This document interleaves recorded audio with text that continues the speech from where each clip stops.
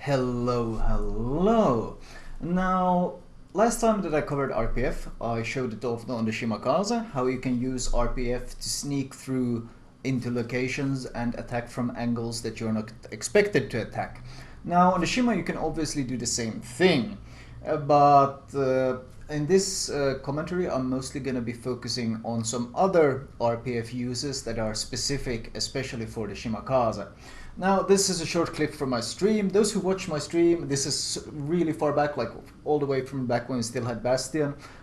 Those who watch my stream know that I've been using RPF like this for a long time, but I still don't see really anyone else using it this way, so maybe this will help other people understand why I value RPF so highly. Example, I push into a cap, RPF points ahead of me, you saw the arrow switch to the right, I know that there is someone coming this way thanks to RPF, I instantly launch my predictive torps and I turn away because thanks to RPF I know exactly where he's coming from, and I know that which way he's moving. I have all this information, and of course on a Shimakaze you can cover these huge areas with your torpedoes, so you can basically cover almost that entire arrow that is RPF with these wide spreads that I send out.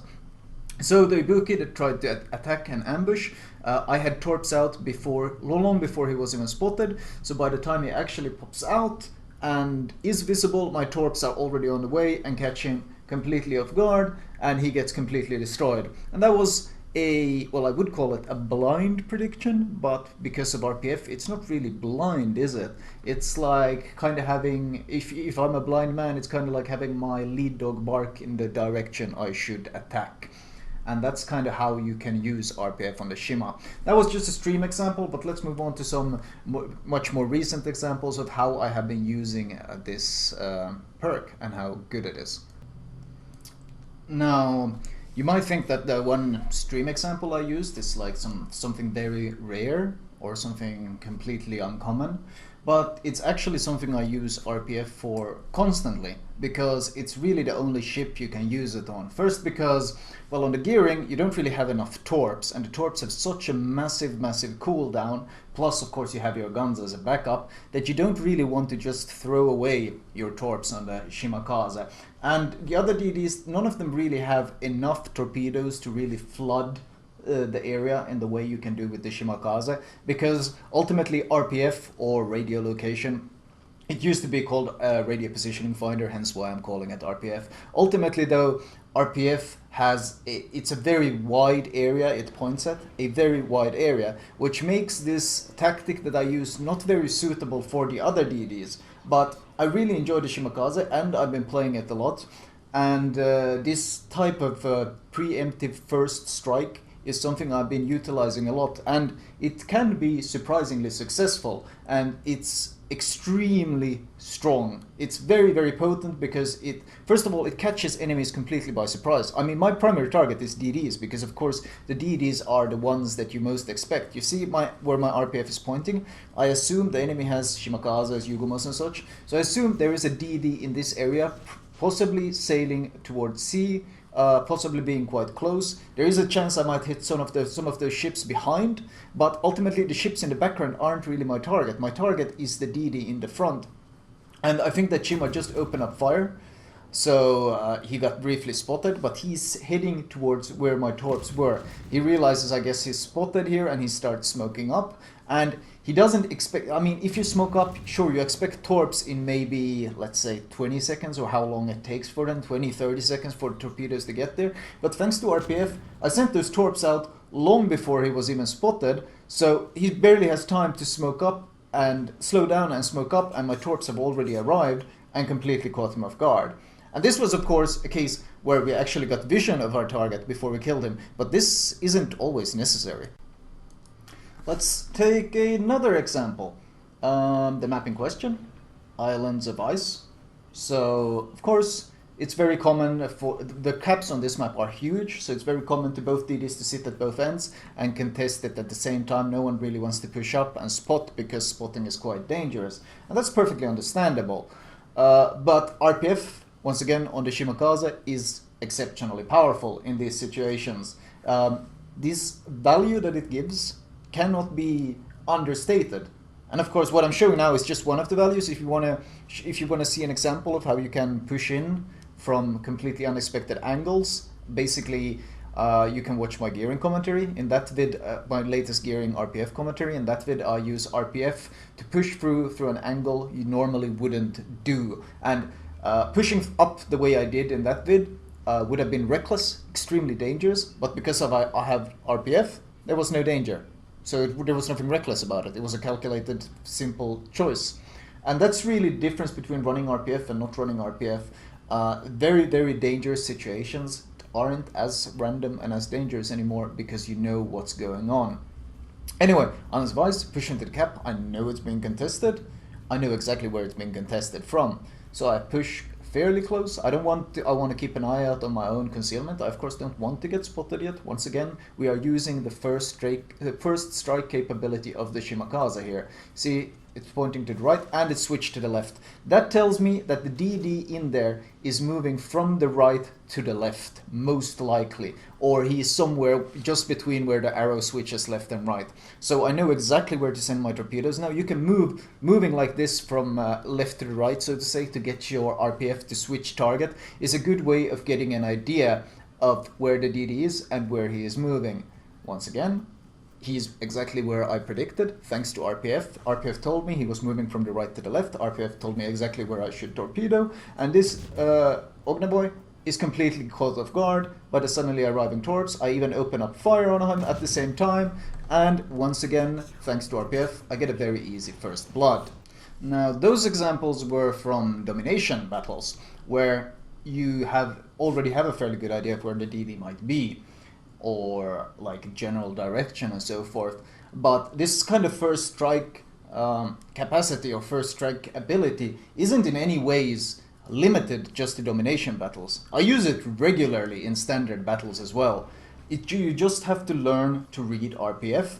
And well, first of all, you start by taking a look at the scoreboard. What kind of DDs did I have?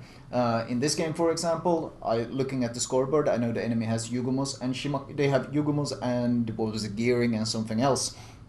So this tells me many things. For example, if it's a gearing, he's probably going to be pushing very hard against me. If it's a Yugomo, he's going to be sitting further back. Okay, this is good information. Yugomo doesn't really want to charge in at the start to F2 knots, whereas a gearing does. So use this information to your own advantage. RPF points hard to the left. I'm keeping an eye out. If it's a gearing, he might be pushing in. If it's a Yugomo, he's further back. Arrow still pointing. Arrow still pointing. I already know which way it looks like he's going behind the island. Because if it was a gearing, I would probably spot him because he would be pushing in. So we know that he's somewhere behind the island, and he's of course sailing from their spawn towards the right. So once again, using RPF, I torp ahead of him. The arrow switched earlier, so I know whereabout he's moving. I mean, he probably doesn't want to push too deeply. So based on this, already based on his movement and based on how I would play the ship myself, I am fairly certain that I'm looking at the Yugoma, who is probably moving not full speed because he doesn't want to charge in here alone, because once again there's plenty of ships who could take him out. So he is moving slowly somewhere behind the island. He might be waiting for backup, I don't know. Once again, the battleships behind, they are not my target. My target is the RPF DD. And RPF pointed me in the right direction using my torpedoes. No surprise. Well, I mean, it's always satisfying, but I catch the enemy Yugoma right in the middle of my spread. He was entirely undetected the entire time. There was no reason for him to angle because he wasn't expecting the torpedoes, and that is really the ultimate strength of this technique, is that you catch them completely by surprise. Now, I've spoken a lot about the first strike value. Of course, you can use the same type of RPF strengths in the rest of the game to torpedo DDs in smokes, for example. If there's large smokes, you can pinpoint their position. But here I'm mostly talking about how RPF will help you both in your positioning and in gun rotation. You saw how RPF was pointing in this direction the entire time, and I was spotted, so I knew the Yugoma had to be exactly here. This allows me, first of all, it allowed me to close the distance, so it's not just him spotting me, but I'm spotting him in return. And of course it allowed me to start turning the turrets far in advance, because of course one of the weaknesses of the gunnery of the Shimakaze is the extremely slow turret traverse. So Thanks to this information, not only was I able to close the distance and spot him, but because it took so long for him to shoot, I predicted his torpedoes and I was able to dodge them without any large issues. Now the Ataga behind me and the gearing is popping up, so I smoke up instantly. And the gearing is now caught in the open, spotted by my teammate, and I of course start shooting him instead. You note that RPF is of course keeping a constant track of this situation. I'm using RPF the entire time. He probably might have torped. I'm reversing. I'm gonna torp into the smoke as well. He's still moving probably in the smoke, so I preemptively torped where he might be heading. And after that I'm gonna straight away move, because once again it was a gearing. At this point he has probably torped me, so I want to start moving to avoid them. They come a bit sooner than I expect, but I was already turning away, so not really a big issue. Easily dodge his torps, and as soon as the torps are gone I start moving, because once again I don't want to be ambushed by the gearing. Whereas RPF does tell me the direction where he went, it does not tell me the distance, so I need to move. The arrow is pointing behind the island now. Is it still pointing behind the island? Okay, I know where he is. The Atago is here. I don't want to get spotted by the Atago, and in general I want to move away from the Atago, because he can of course wreck me if I get into a gunfight with the gearing. If I get spotted by the gearing or have to open up fire, he can spot me. So I want to move away both from the gearing using RPF. I know that the gearing is closer than 7 km, and so that means he's probably closing the distance. So I am moving away from both the Atago and the gearing, and I'm already turning my guns. This is only thanks to RPF. I know exactly where he's coming from. My guns are turning preemptively, and I'm basically prepared. And when the gearing shows up, I'm in the perfect position. I'm sailing away from anyone who can shoot me besides the gearing, and I'm also kiting the gearing himself, and my guns are already turned to shoot at him. So one of the weaknesses, which is of course the slow turret traverse of the gearing, was overcome thanks to the information granted to me by RPF.